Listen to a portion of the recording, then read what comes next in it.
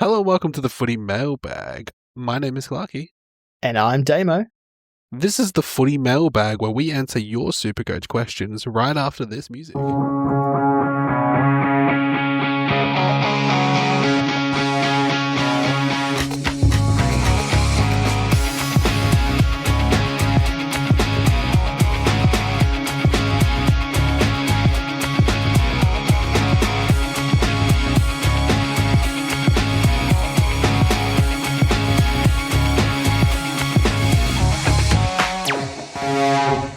Damo, we were meant to have a guest this week, and we did announce that guest that one known beautiful boy, Patch, was meant to be joining us.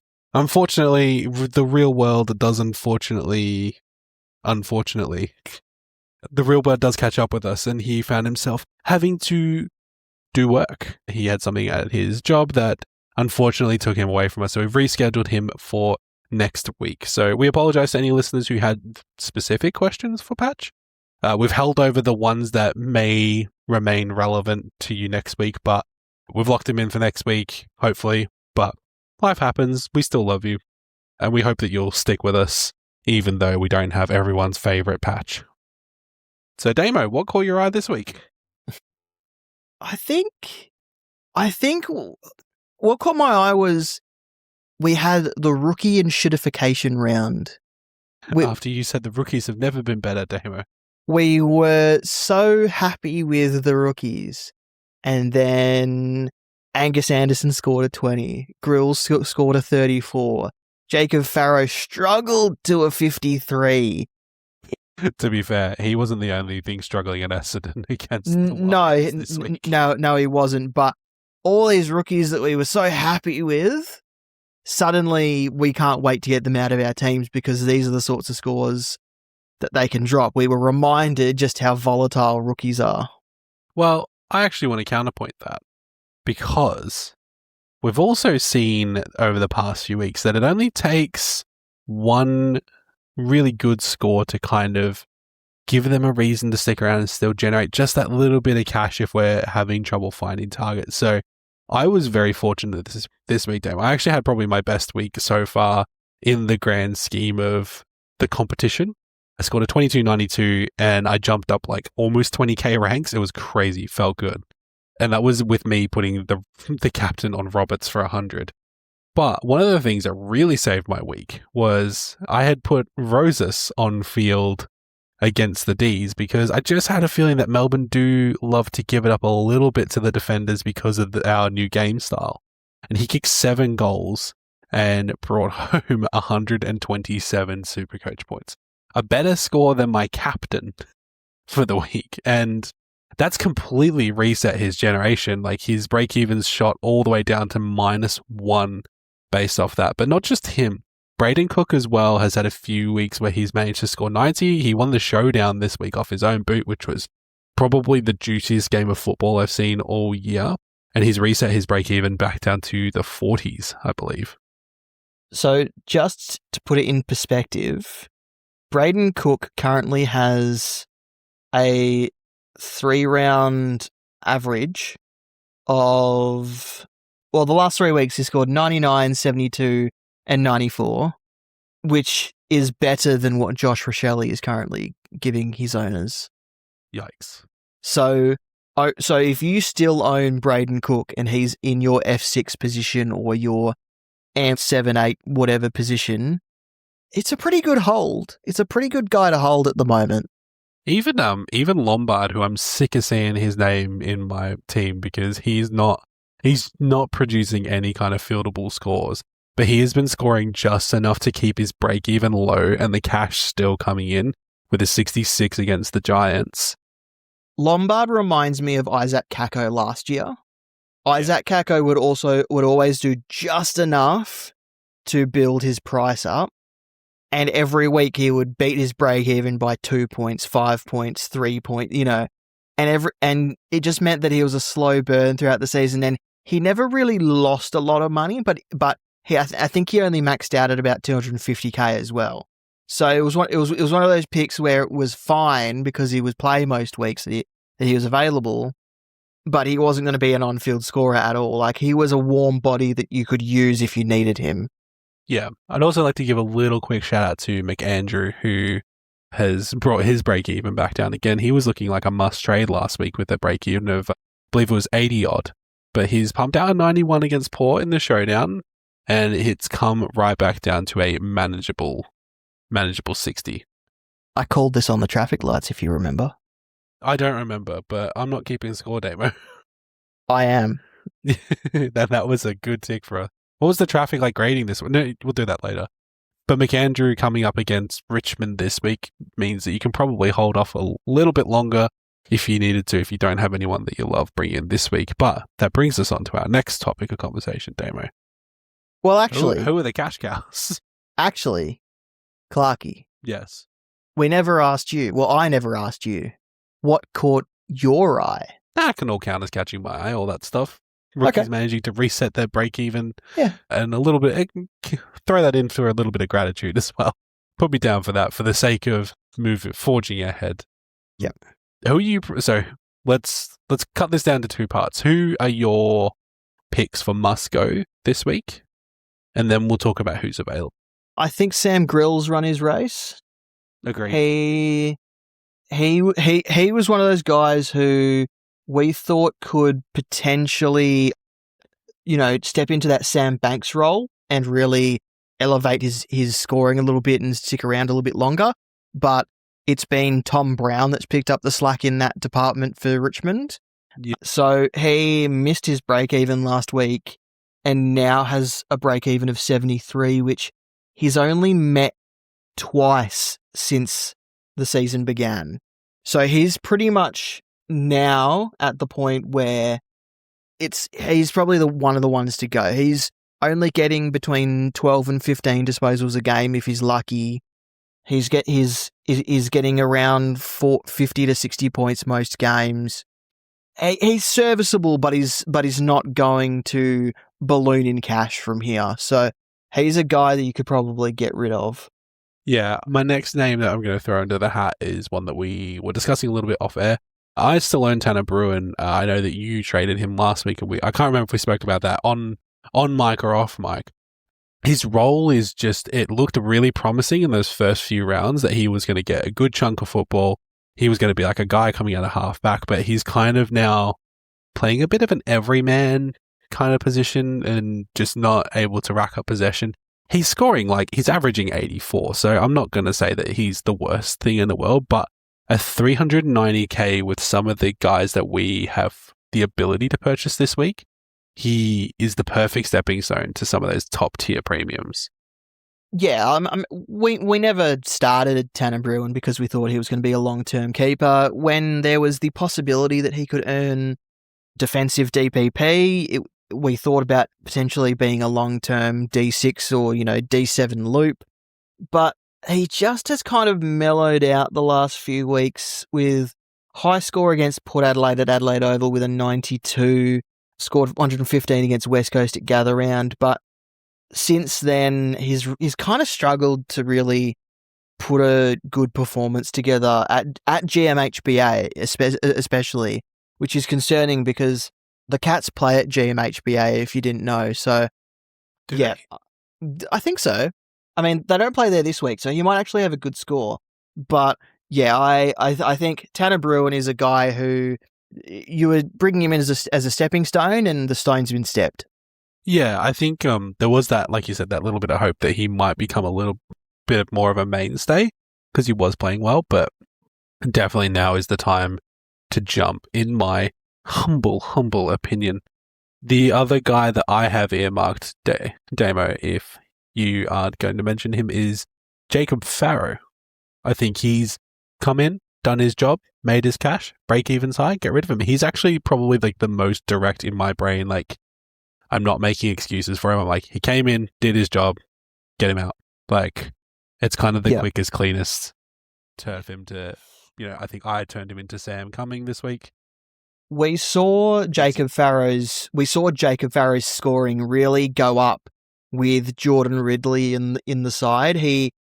Jordan Ridley really allowed Farrow and Roberts to sort of roam up the field and play their natural games. Now, obviously, Roberts has been given the license to do his distributing off half-back, and Farrow's kind of been the anchor now with Jordan Ridley's sideline. So Farrow's scoring has dropped right down, and as a result, his break-even has sort of ballooned out, making his cash generation really stall, and Ridley's still a little while away from returning. So, yeah, Farrow is only going to make a little bits of cash from here unless, there's a role change on the horizon. But, yeah, I wouldn't begrudge anyone for getting rid of Jacob Farrow this week.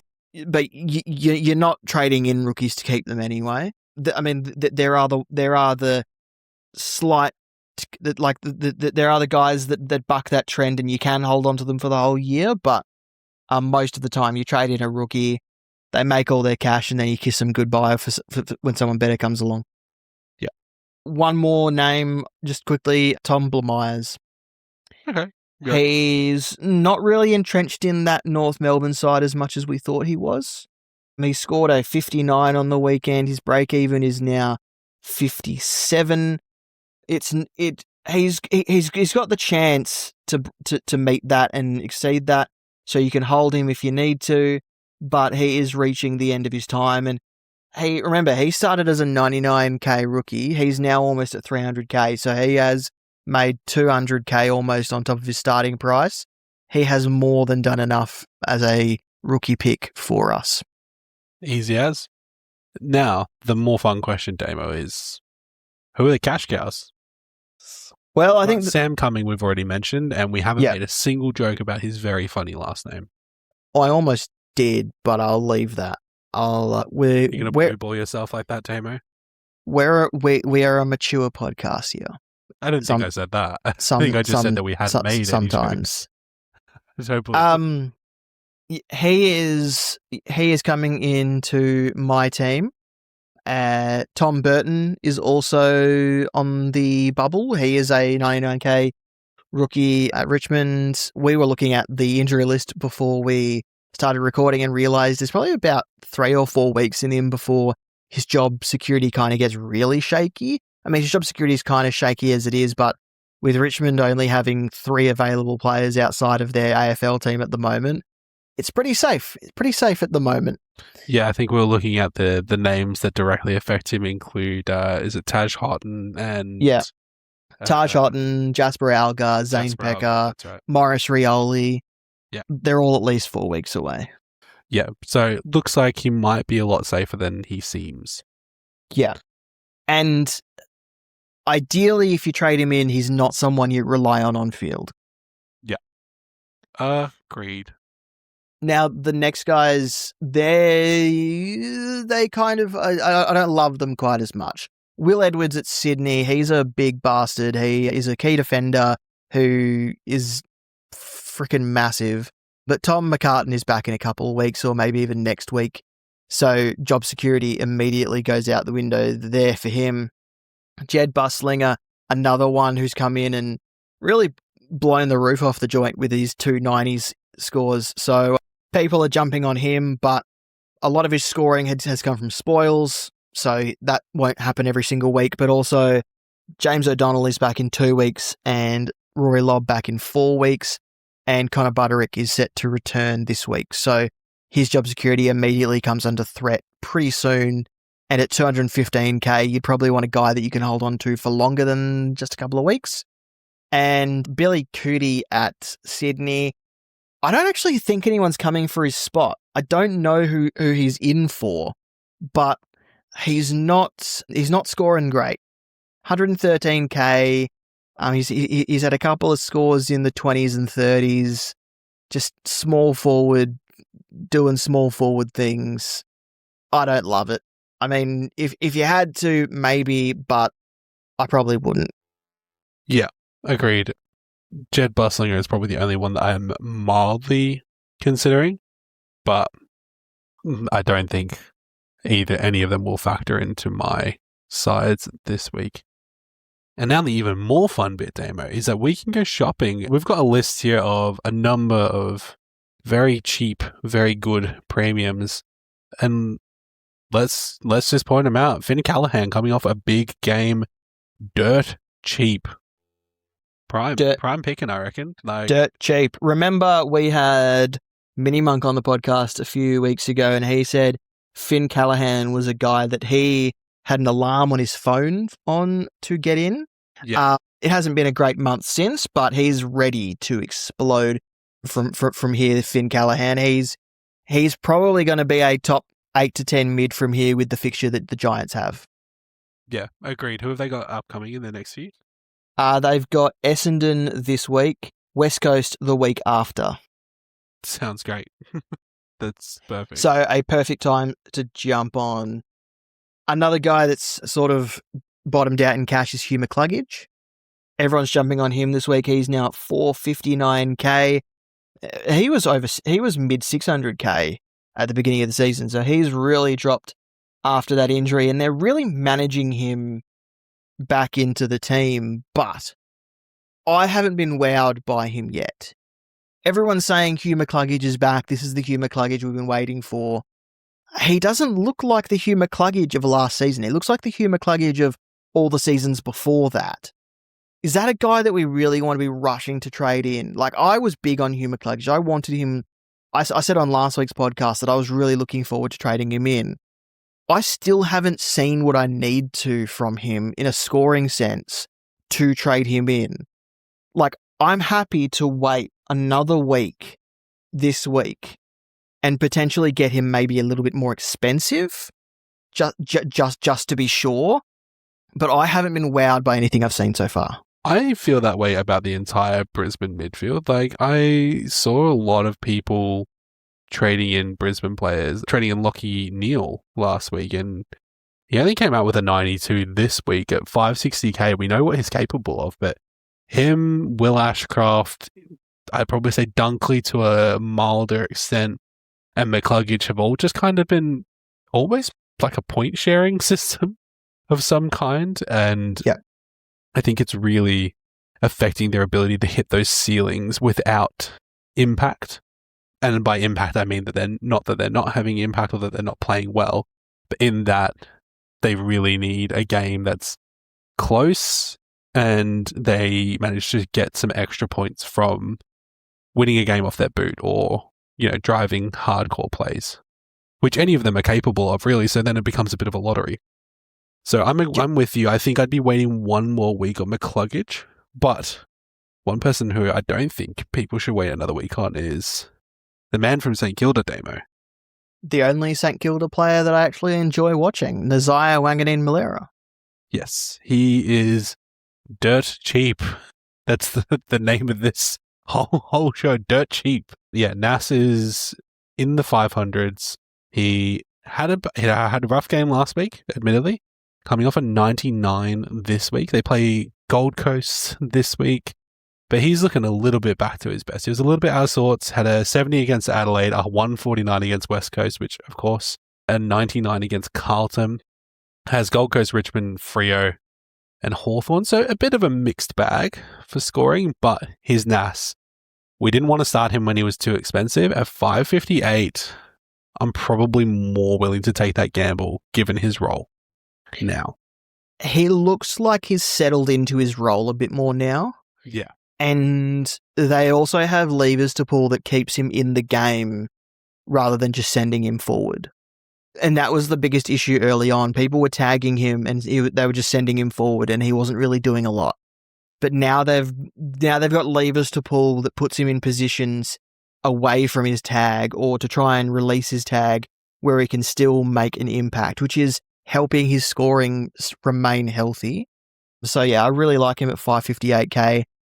I think this week is probably the last week you can get him in for a decent price. Depending, touch wood, not a bad outcome, but it's, I think with a tag, it would take a really hard tag for him to miss that break even. Yeah, for sure. Have we talked about Zach Bailey? I can't remember. Sorry, I was distracted by the breaking news that Angus Brayshaw has had his concussion claim rejected by Zurich Insurance, in which case I will be covering the Zurich logo on my Melbourne gear from now. I think it's disgusting that they did that, and then they have specifically moved to take away head injury cover from their policies going forward for AFL players. We talk about safety of the players, we talk about caring for players, and then big company does this. It's disgusting. Yeah, they also rejected Aidan O'Driscoll's that was the claim as well. Aidan O'Driscoll, who reportedly, according to a friend of the show, Chris, his father says that he can't run without feeling sick and throwing up. Yeah, I read that as well. And mentioned that he is still suffering the effects from a concussion he sustained in 2021. While at Adelaide. Yeah. And I am constantly disappointed in how the system fails to look after players. Like, don't get me wrong, there are players that I dislike for a many number of reasons, but I don't think that there should ever be a time where they put their bodies on the line. Australian football is one of the greatest sports in the world. Like, people watch it and they go, like, it looks hardcore, it's athletic, it's explosive, it's heavy hitting, it's high scoring, it's octane, right? And then we're really going to sit back and go, like, you're not going to encourage the game to grow, and you're not going to encourage the game to be better if we let large corporations do things like this.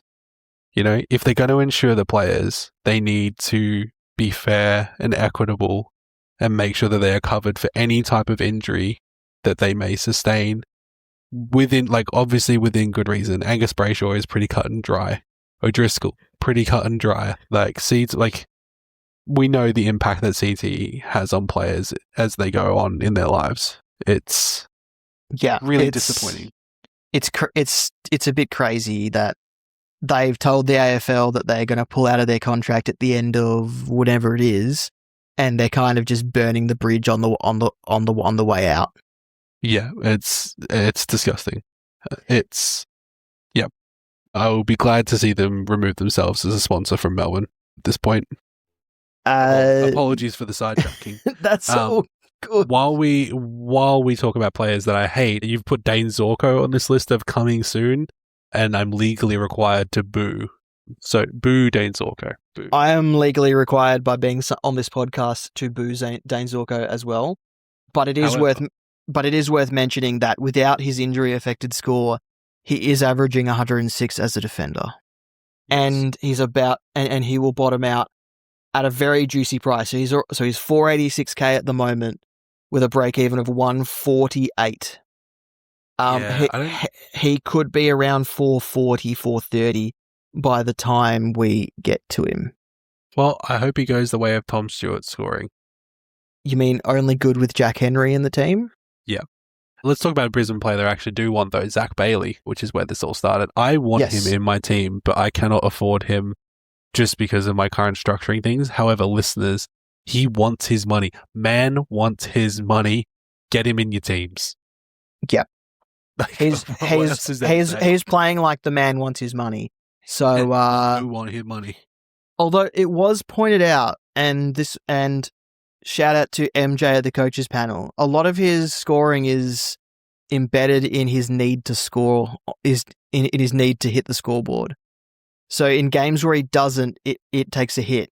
So that's one thing to keep in mind. But I think you can say that for most of the forwards that we have available to us at the moment, aside from the popular guys. Yeah. Max Gawn will probably be coming down in price soon.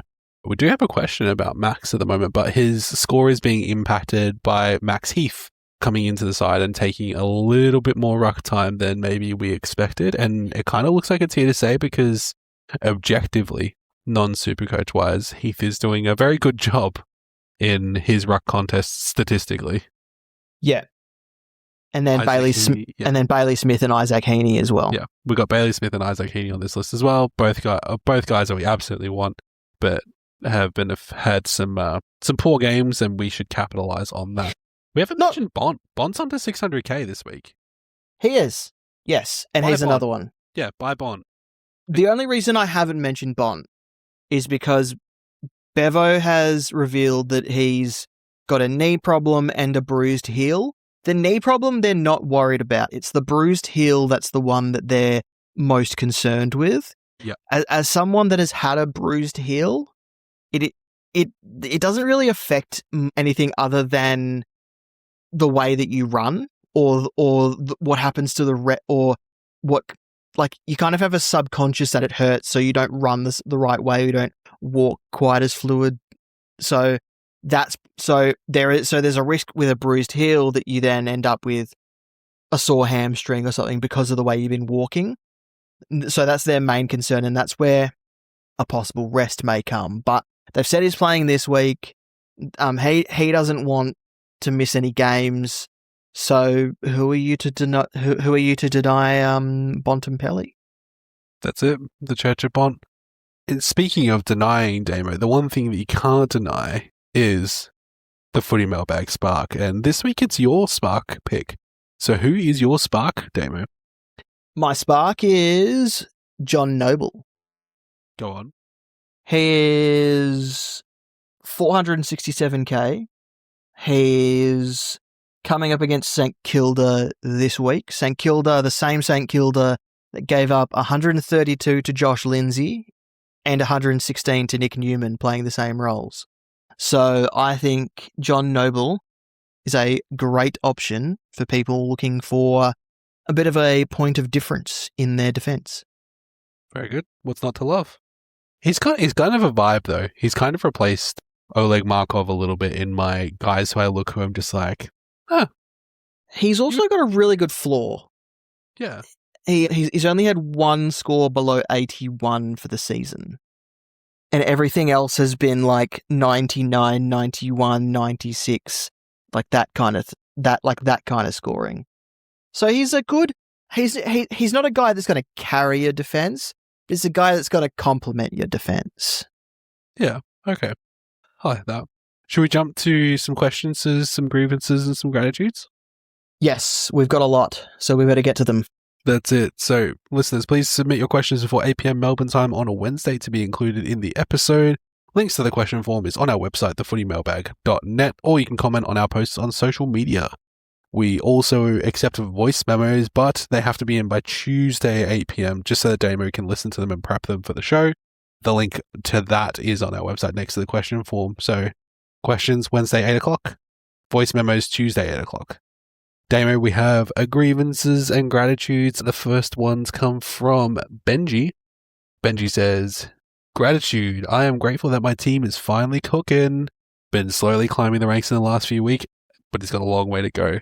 Hey, that's great, Benji. We're happy to hear that. Hopefully, we've helped you along the way just a little bit, or at least we've given you the ideas of what not to do. Yeah. His grievance is that he losing his Supercoach Cup matchup was not what he had wanted. Gawn, Clark, and Flanders cooked him just a little bit. Sorry to hear that, Benji. I forgot the Supercoach Cup was even happening, and I don't even know what it is, really. It's pretty much it's I don't know. Have you heard of March Madness? Heard of, yes. I can't really explain it because I don't know what it's called, but it's like a thing. It's a massive tournament, isn't it? Yeah. Yeah. Yeah. That's fine. Greg has sent in a gratitude. He has said, just an appreciation comment for Wayne Malera. Very stiff to not get the showdown medal. That was a goal every day of the week, referring to Wayne Malera kicked a beautiful goal. Beautiful, beautiful goal. Only to have it overturned because, was it Worrell gave away a free? No, it was Rochelle. Rochelle, sorry. It was at the other end. I find it funny that Ray Chamberlain on AFL 360 said that he would not have paid that free kick. Yeah, but I think I don't listen. I don't listen to Ray because I think he just sets things sometimes just to get a bit punchy for you. You know what I mean, Damo? No, there's no other umpire explaining decisions out there, so may as well. I think the mysticism adds to the game sometimes, Damo. Yeah, true. Absolute gun across the halfback line, could well be the hardest player in the AFL to tackle to the ground. And when you talk about having players in your Supercoach team that you just love to watch, he is my man. Greg, thank you so much. I'm also a Wayne Malera owner, and it's been a bit of a love-hate, I'll be honest, but it's been mostly a love recently, so I'm right there with you. I love seeing that man's perfectly trimmed beard when he's got the ball in hand. Had a great showdown. Jared has sent in a gratitude and a grievance. Gratitudes, Luke Jackson carrying my side and listening to you boys and holding the faith on Dan Houston. Has come good this week, hasn't he? With a 135 in a draw. Love to see. His grievances are Caleb Sarong, Noah Anderson, and Josh Rochelli hurting every week to watch. Yeah, that's tough. I traded Sarong last week because I was like, I'm not doing it to myself. And I've said to everyone this week, I'm not standing in your way anymore. Yeah. So this probably could have been what caught my eye as well. The Dockers midfield, when he was moved out of there late in the game against the Western Bulldogs, looked way more dynamic. And I don't know if that was because he was getting tagged to the point where he just couldn't have an impact, or it just wasn't, or if he just was having one of those games where just nothing seemed to go right for him. And it could have been a bit of both. But when they moved him to half forward and put Bolton, Young, Brayshaw, roving to Luke Jackson in the middle, that midfield just went ballistic. Yeah, it's interesting, isn't it? Because we know that he's so talented, but it's kind of been necessary, I think, for the Dockers to turn over some of these leaves and see what other things await for them. Does that make any kind of sense to you, Dame? Like, I think you needed to shake things up, and unfortunately, from a super coach perspective, Caleb Sarong has kind of suffered in that role. But he's still Caleb Sarong, and he's still impactful, and he's still important to the Dockers side. I mentioned this in our mailbag group chat that we have with Nate. Caleb Sarong's comparison in his draft year was Robbie Gray. Robbie Gray was started as a midfielder and then turned into one of the greatest half forwards of the modern era. Could we see Caleb Sarong in the new with the new rules turn into that sort of player, like a Zach Bailey type or something like that? Like it's not beyond the realm of possibilities to help him A, release the shackles, and B, have an impact on this season. Yeah, I think that's definitely a possibility. Unfortunately, we won't know until we're kind of there. Yeah. Which is the really frustrating thing, because we got him at such a good price. Yeah. Yeah. Really, really frustrating on that one. And Noah Anderson, I'm not sure what's happening with Noah. Maybe Petrarca's the one who's impacted him a bit more than we thought it might be, vice versa. But Matt Rowell has been out, so I think maybe he's another one who his role in the Gold Coast team has just evolved a little bit the wrong way for Supercoach. Rochelli obviously being impacted by Rankin, Curtin, many number of other players. I mean, there's guys missing out of that forward line like Darcy Fogarty, Calamachi, those sorts of guys, but apparently they're due back very soon. So we could see a very cheap Josh Rochelli for non-owners return to his midfield, returning to get some of his midfield pie. But it was I'm trying to bring something up while I speak, and I'm not being able to do the speaking part very well. Of consciousness going. He hasn't actually scored as well as we think he has. He's only had Rochelli. He's only had 2 scores above 94. So, and then all the other scores are 68, 55, 70, 50, like those sorts of scores.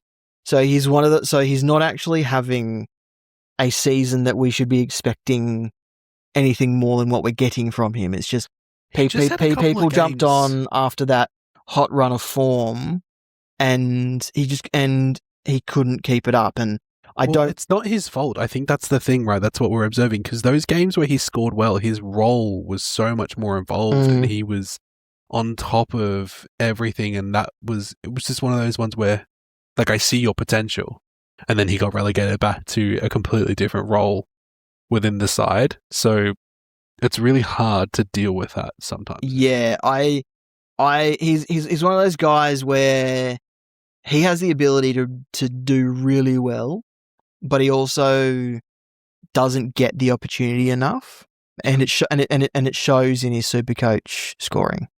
Yeah.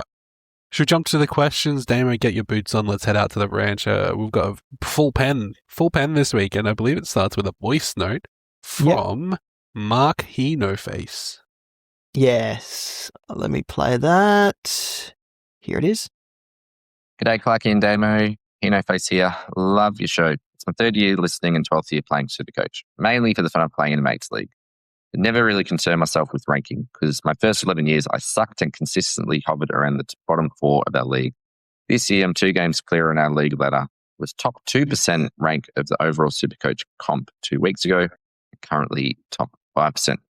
So my question now is how not to fuck it all up. But specifically, my question is I have 25 trades left plus 1 boost. And this week, I'm thinking about trading out Gothard and Farrow and bringing in Sherry as flex. I already have Grundy and Jackson and bringing in Will Lewis.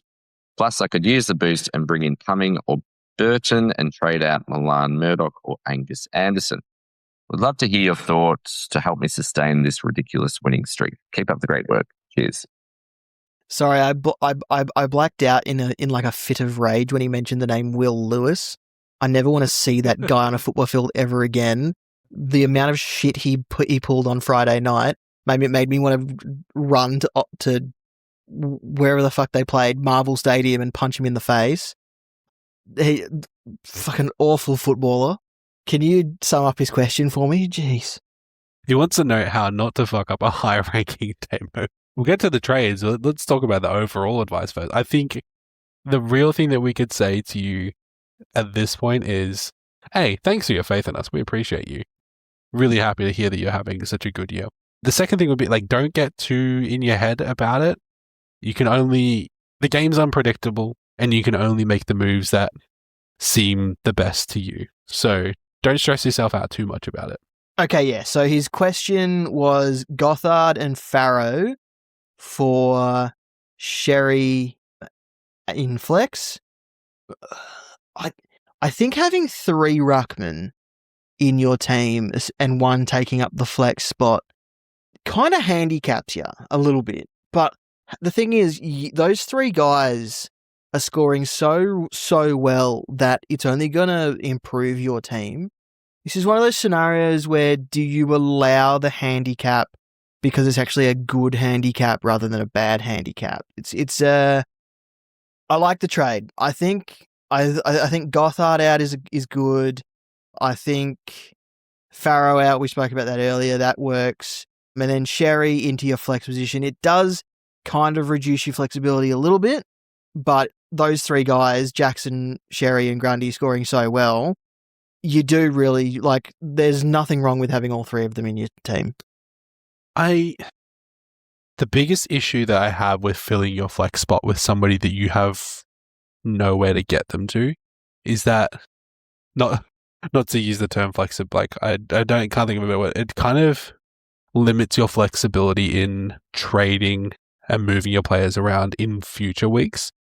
The only example I really have of that is obviously this week and last week I was able to be a little bit more flexible with my trades because my flex spot was DPP player.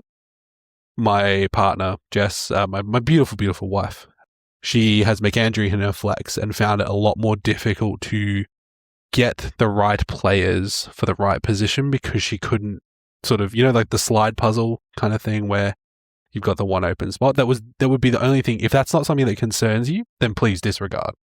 But that's probably the only, like, obviously Sherry, great acquisition, like net positive. But it's probably the only tiny caveat where as long as you know that's something that it may affect you and you're willing to accept that, I think that's probably a good move. He mentioned using a boost, but I don't think you need to. I don't think you need to. No, I think you've got heaps of trades, and you can probably save the boost for when you are most in need. But thanks for your question, Henoface. We appreciate your beautiful voice as well. Super Couch Potato, our good friend, has written to us and said, if you could only fit 3 GWS premiums, which 3 and in what order? Do you want to go 3, 2, and 1, Damo? Sure. Who is your 3? My number 3? My number 3 is Lachie Whitfield. He's your 3? Yeah, he's my 3. Okay. I think out of all my selections, I love Lachie Whitfield. I do. I think out of all the selections, like his price point is kind of the least attractive. And he's got a run of hot form, but I'm not necessarily sure that I trust him. Although they do have Essendon and West Coast in their next 2 specifically is the reason why I'm a bit hesitant, because I don't think they're going to be defense-heavy games. My 3 is Clayton Oliver. Interesting. Having a great season, but he's not blowing the roof off the joint or anything, so he's always going to be that achievable price. He's not someone you need to rush to trade in at any point. Yep. Who's your number 2? My number 2 is Finn Callahan. Yeah, my number 2 is also Finn Callahan. Attractive price, but is having some performance issues. Yeah. To be blunt about it. And his break-even's still quite high. It's 124. He's copping attention, struggling to work through it. I think he's found some mechanisms that he can pull recently. We just have to see, him have a bit of a consistent run from here. Yeah. But for under 500k and playing Essendon West Coast, they're actually probably friendly matchups for him. Yes. Who's your number 1? Lockie Whitfield. I think he is the best Giants premium out there at the moment. Yeah, okay. I disagree. I think Clayton Oliver is. Right, okay. At least we agreed on the players. Do you want to go for Whitfield first? I think so. A player we've obviously left off the list is Lockie Ash. Role change. He's now being used kind of as that one player back from the stoppage. They're giving him midfield time as a bit of a change of pace, a bit of burst, something different to put through there. And it's meant that Lockie Whitfield's role has really gone back to the way it was before Ash was down there. And we're seeing these 115, 120s that we were getting before all this Lockie Ash business. And the old Whitfield's back. We're getting this guy who could, on his day, score like a 150 and be, in the captaincy conversation once again. Yeah, perfectly cromulent. I don't disagree with that. I think, like I said, my biggest defining factor between these was just price versus upcoming matchups. But long term, I think you're right on the money. I actually think the things that you listed about Clayton Oliver are the reasons why he's the most attractive GWS premium, because he is affordable and he's only had one score below 100. What's not to love about that? I think consistency and total points really matter when you need someone who is going to bring in consistent points to really raise your total. You've already got your captains, you've got a few guys who can really spike, but you need Clayton Olivers, you need LDU, I'd probably say, is in the same conversation, where he's not ever going to be super expensive, but he's going to be good for a 110 and on his day, a 120 plus game. So maybe you're not putting the captain on him every week, but also Essendon West Coast, big accumulating games for him, I reckon. Big time Mondo Bing bucks, I think, for his upcoming. So at least we agreed on the 3 players. That's what I'm proud of us for. Yeah. Yep. It's not always that we agree. And we all had the same point. That's good. But thanks, Couch Potato. We miss you. We love you. Tim has written to us and says, is it worth bringing in Sherry for Bruin if it means using his second last boost? Or do I prioritize saving the boost and getting Naz using just 2 trades? Use just 2 trades. Don't use your last boost for Sherry. And from the sound of it, you'd be putting Sherry into your flex, which I don't think is worth the boost. Yeah, I mean, obviously he hasn't given us the lowdown on what his team would look like after the Sherry trade, but it sounds like it would be a flex position for Sherry in that scenario. So yeah, just get Nas with the 2 trades, and that should keep your team ticking along nicely. Yeah, I think if you weren't using a boost, I'd probably err on the side of Sherry. But Sherry comes against Grundy this week, so not sure. That probably could mean that he's not going to be super duper expensive. He's 670 as well. That's just such a large amount of cash. He's got a 90 break even, so he is only going to be more expensive most likely in the coming run. But yeah, I just think the 2 trades are more economic, it feels like, if it were me. Yeah. Wayne has asked us, can you discuss the growing concerns around Gawn and Heat's growing ruck time? I still think that Gawn has the ability to score. He is still doing work around the ground. He's still doing great in the ruck. He had a lot of contests where he went toe-to-toe with Grundy and came out on top, but obviously Grundy as well being probably one of the best ruckmen in the league. It's him, Grundy, and Sherry are probably the 3 best ruckmen in the league, right? Bar none. I'm I'm going to reveal a traffic light early because I want to read out exactly what I've got here for Max Gawn. He's yellow. He's a hold. You hold Max Gawn. Max Heath has come in and has kiboshed Gawn's monopoly on the ruck time at Melbourne. You know, as a second ruck usually would in a team. But it may be because Gawn has been like poleaxed a few times. Like he literally got like a knee in the back a few weeks ago, and he hasn't quite been right since.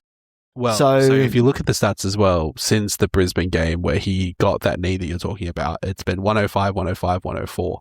Yeah. So Heath's effect has essentially been about 20 points. Yeah. But yeah, I think it's a good call in the traffic. Like you hold Gawn. Like I don't think there's any concerns around him. He doesn't just like this is the reason why we know he's a premium. He doesn't just score from ruck contests. He goes forward and is effective. He goes behind the ball and is effective. It's just about they're adjusting to this new role, and objectively as well, football wise, Max Heath is playing really well. Statistically, he's doing really well in some of his ruck contests. I wouldn't be concerned until he starts dropping below 100. Like, you know, it's not a reason to dump a primo. He's still giving you a triple figure score. Yeah. And they're playing West Coast this week. Yeah. I don't even know who West Coast ruckman is at the moment. Bailey J, and is Flynn also playing in the team? I don't think so. I know Duff Tyler's still in the team. Yeah, Cooper Duff Tyler and Bailey J, who are in the team at the moment. Very good. But also not very good for West Coast. Yes, also not very good for West Coast. Con has asked, I've traded Bontempelli into my side this week. Should I undo the trade or ignore Bevo saying that he may need a rest soon? Aha, this is why I left him off the injury report earlier. Yes, very good. But no, I'm like, he's a great price. He's going to play. It's not the knee that they're worried about. It's the bruised heel. And we spoke about why a bruised heel could potentially lead to other injuries earlier. But yeah, no, I think Bontempelli is a guy you definitely want in your Finnish team. If he misses any time, it would just be a week probably. And they've got the bye coming up soon.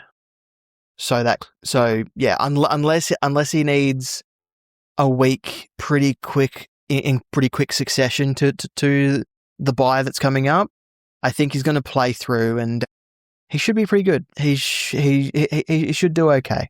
Yeah, if you can get Bond, get Bond. Yeah. Don't worry. Don't stress too much about it. Benji has written to us and says, I have all my future trades planned out, but what are your thoughts? Obviously, they'll change if needed. Sherry this week, Bont next week, round 10, Finn, Callahan, I assume, 11, Cluggage, 12, Bolton, or any forward I like, and the last upgrade is Raul or a mid-primo, which leaves 11 trades to do any sideways in round 14. Good on you for being prepared. I think it's good to have your eye on targets, but just be ready to jump on to different targets or adjust if you need to. Don't get so stuck in a plan that it's the only moves that you can make. That's the only thing that I would say. Yeah, I mean, they're all good players as well. Like, it's not. Yes, absolutely. We've already spoken about, do you really want Cherry at 670k this week, especially when he comes up against Grundy? Bont next week, that's fine. Finn the week after. Would that be too late? Maybe would you have missed the boat? Cluggage, again, we've said we need to see more, so waiting a couple of weeks is fine. Bolton, yes, maybe. I don't know if his midfield time continues as the way it has been, but you know, current form, you can't really pull him out of there at the moment. And then Raul as the last, and then Raul, well, he needs to come back first. Damo's real upset about the Raul injury. Yeah, let me tell listeners about the worst trade I've ever done this season. It might actually be the worst trade I've ever done at full stop. Who knows? I can't really remember back that far. But I traded him in after his 126 or whatever it was, and I thought he was back. I thought we had the old Matt Raul back. I was so happy that Matt Raul was back. And this is why I don't want McCluggage yet, because I don't want to get lured into a false sense of security. You don't want to get done twice. I don't want to get done twice. Since I've owned him, he has had an injury-affected 49, and then out. Great trade in if it paid off, but because it hasn't, shit. That's the game, baby. That's the game. It sucks. That sucks, Dave. I'm really sorry. But yeah, Benji, don't get so stuck in a plan that it's the only plan that you can do. Mr. Snrub is back, and we love the way he thinks. Hey, fellas, been okay the last 2 weeks, still ranked at just outside the top 100. Great, that's amazing. Changed my trades a few weeks ago, so it's Cozzy now coming in this week. Good trade. My question is, with all the sideways trading of primos I have already done to get myself into this position, at what number of trades left should I stop trading and hold in case of injuries? After this week, I have 19 and no boost because I play like Scott Father. Just cover down! I forgot you had that, and it scared the absolute piss out of me. Shit. Do you want to play it again while you're more centered? No, Okay. we're not. That's settled me. 19 trades is probably okay. It depends on how close to full premium your team is, though. Because the issue that you might find as the season goes on is a lack of consistent high-scoring players if you have too many rookies on field. So I'd probably say 10 is like the minimum that you want for sidewaysing and injuries for your run home. General rule of thumb is 1 trade per every fortnight of the season remaining. Is that the general rule? That's the general rule of thumb that I have been told is the general rule of thumb. So I'm using that phrase as my That's General- a measuring stick. Yeah. it's a measuring stick. So we've got 16 rounds left, which means you want 8 trades. So you can probably 8 trades, but 8 trades. Yep. There you go. 8's the minimum.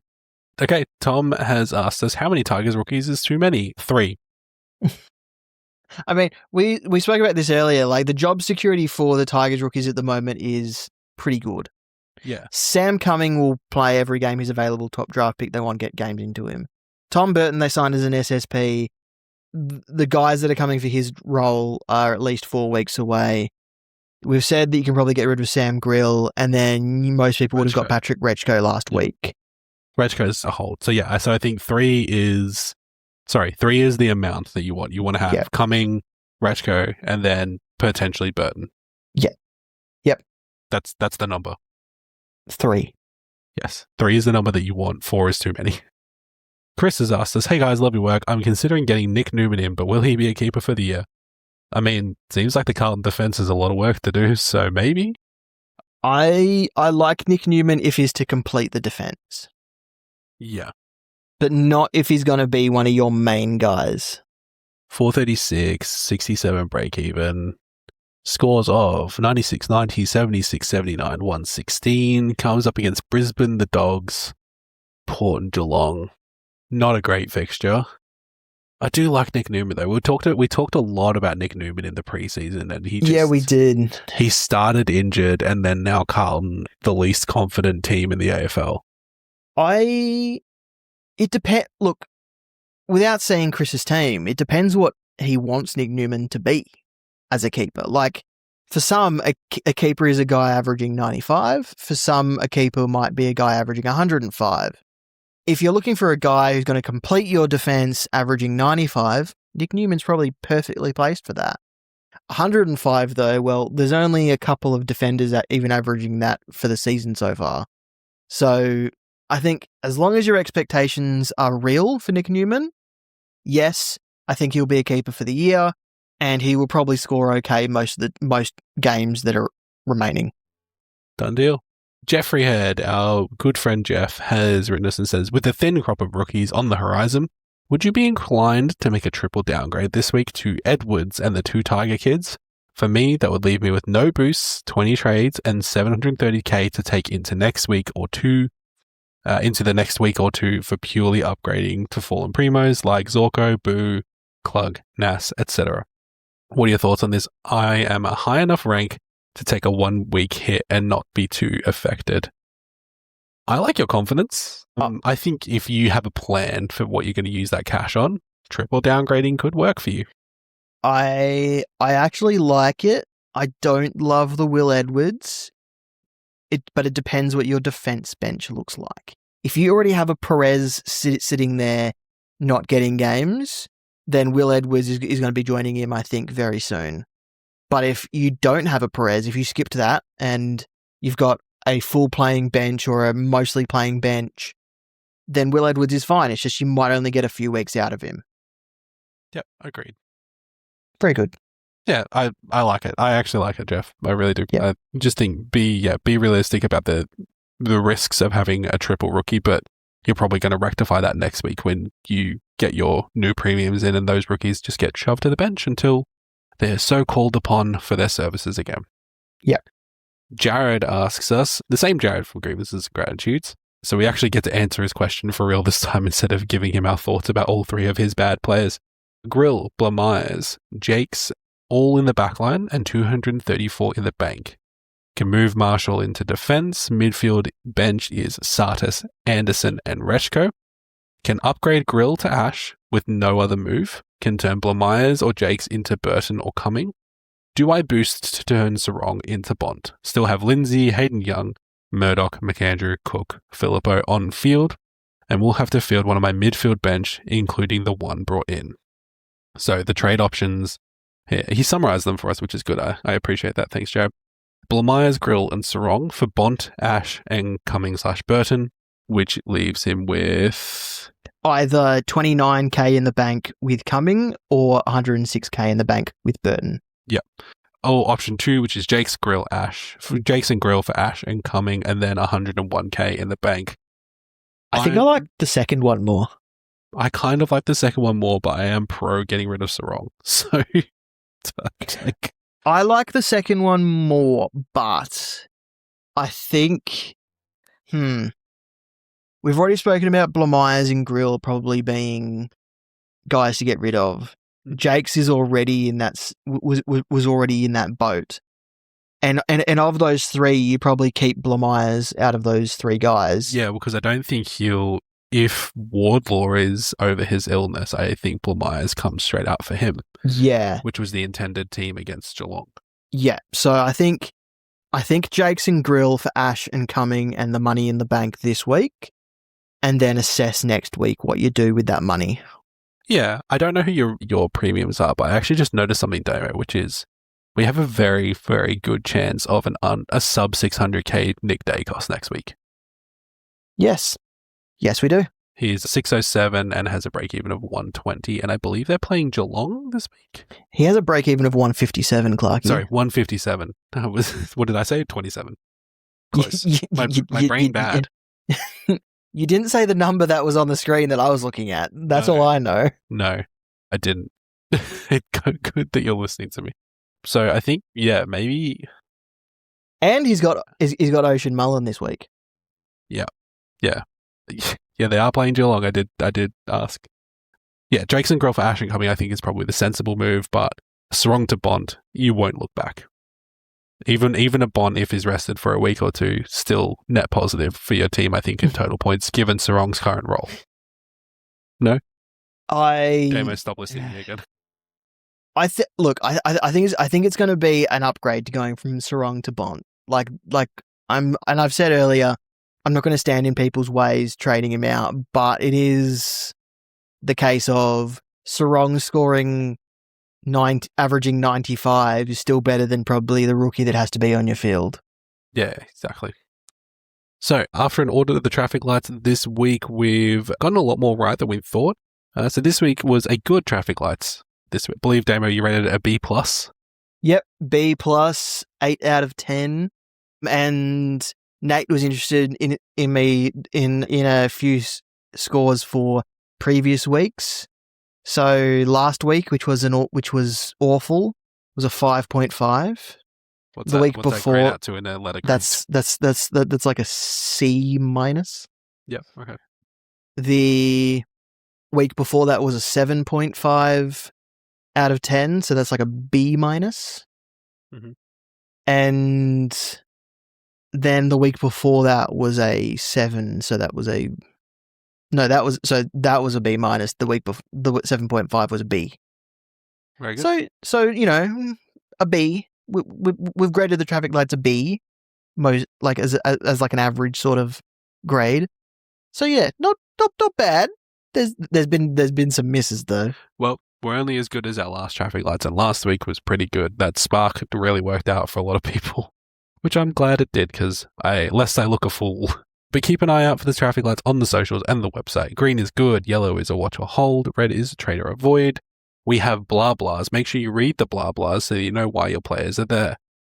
We get a lot of people who go, why isn't this player on the traffic lights? Why isn't this player on the traffic lights? It's because we have limited squares. So if your player's not on the traffic lights, maybe we talked about him in the show. Listen to the show. And if we still didn't, then DM us. We'll answer. They're posted once the teams drop on a Thursday, with an update on Friday if they're needed once the Sunday lists are confirmed. Jump onto the website, thefootymailbag.net, and there's a big old traffic lights button that will take you to the latest posted version of the traffic lights. But also make sure, while you're there, you look at the Captain's Corner article, Nate's Captain's article. There's a big link that also takes you to the latest version of the Captain's article. And this is a very seamless transition from our good friend Nate's beautiful Captain's article, which he's doing quite well. He's doing a lot better on the Captains than we are on the traffic lights. Yeah. He's killing the Captains every week. He's so good. I love his work. It's so good. Go read the article. Who are our vice captains and captains for this week, Damo? Who have you got? Well, now that Matt Rowell's been ruled out, I now have a loop that I can use later in the round. Yeah. So my VC is on Zach Butters, and my C is on Lockie Whitfield. Your number 3. Very, very. Yeah, my number 3, which, as we know, is a wee and a poo. I've had a very long day. My vice captain this week is the one and only Bailey Dale, is who I've got currently. I don't even know if I have a loop yet. I'll check. I'm just assuming Bill Myers isn't going to be named, actually, and that's going to be my loop. Or I've been lulled into the Sartis trap, so he probably won't be named ever again like he was last year. And then my captain is on Cozzy Pickett against West Coast, because why not? Nice. I think Pickett could have a really good game against West Coast. I think he seems to be good for about 100, so I'll take that. It's been what I've been getting. Hey, I've got a really cool service. You can ask me to captain someone, and if you want someone to come down in price because they score like a 70, just ask me to captain them, and yeah, that's how it works for me apparently. And we'll check to see if that's true next week on the Footy Mailbag, because we're at the end now. Listeners, thank you so much for joining us. Remember that you can follow us on social media at The Footy Mailbag on Twitter and on Instagram. We're also at The Footy Mailbag, at Footy Mailbag. What's our Twitter handle? I forget. One of those two. It's literally written on the page in front of you, Clarky. No, I closed that window by accident, and I'm not reopening it. Okay, so, you can find us at Footy Mailbag on X and Facebook, at The Footy Mailbag on Instagram, and also thefootymailbag.net. For our website. I am at DamoSC on Twitter. And I'm Quantum JC, or over at Falcon Footy Pod for my other football podcast, where we talked a lot about Freo this week, Damo. You'll be proud of us. We said good things. Like how Andy Brayshaw tried to blind Josh Treacy. Yes. Andrew Brayshaw should be banned from high-fiving. It was bless him. But it was a lot. Or maybe people should teach Josh Treacy how to do high fives, because it's the second or third time that it's happened to him, and it's not been the same player high fiving him every single time. I will say on this one, it did feel like it was probably on Brayshaw. Brayshaw came in with a lot of heat on the high fives. Because I think O'Driscoll's done it, I think Voss has done it, and now Brayshaw's done it. So it might be a case of we need to teach Josh Treacy how to do a high five. Or we need to put some headgear on him, just in case. Wear those Mason Cox glasses. Oh, yeah, that would help. That would absolutely help. But yeah, and make sure when you're on your listening platform of choice that you give us a rating or review. It helps us quite a lot. I believe on Spotify as well, if you're listening, you can put comments down. Yeah. I haven't seen any comments. And I don't know how to respond to them as the Footy Mailbag, because you can actually respond to them as your podcast, but I haven't worked that out yet. But if you put a comment on Spotify, we will read them out on this podcast. There you go. You can say whatever you want, and we're legally required to read it now. Until next week, bye bye.